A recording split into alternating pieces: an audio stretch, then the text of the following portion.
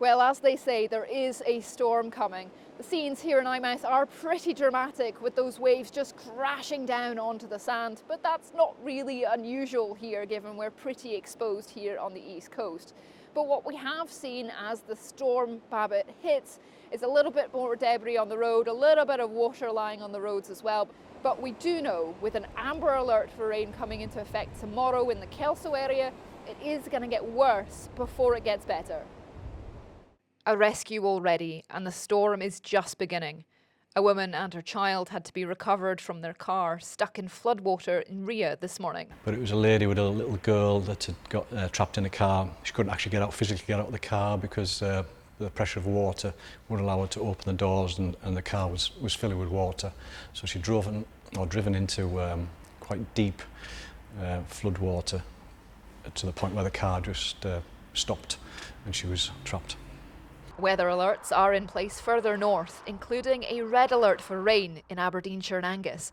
But they don't come into effect in the border region until tomorrow. So there's another amber warning for later tomorrow and into Saturday that warns of the risk of 60 millimetres widely, as well as much as 120 millimetres over some east-facing hills of southeast Scotland, so East Lothian, Mid Lothian borders.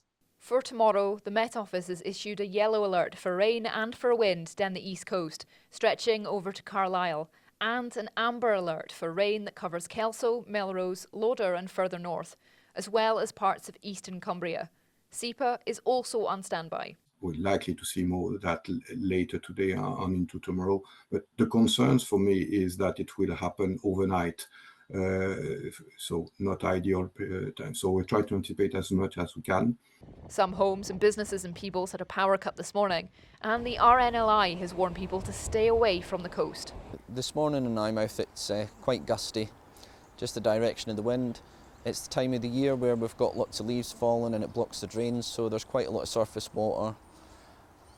Compared to Arwen, it's not that bad, but it's about common sense and driving to the road conditions. With no weather warnings in place today across the south of Scotland and Cumbria, it's a case of being ready for whatever comes south with the storm overnight. So as we've heard, people are being urged to travel with care over the next few days, particularly as those weather alerts are still in place.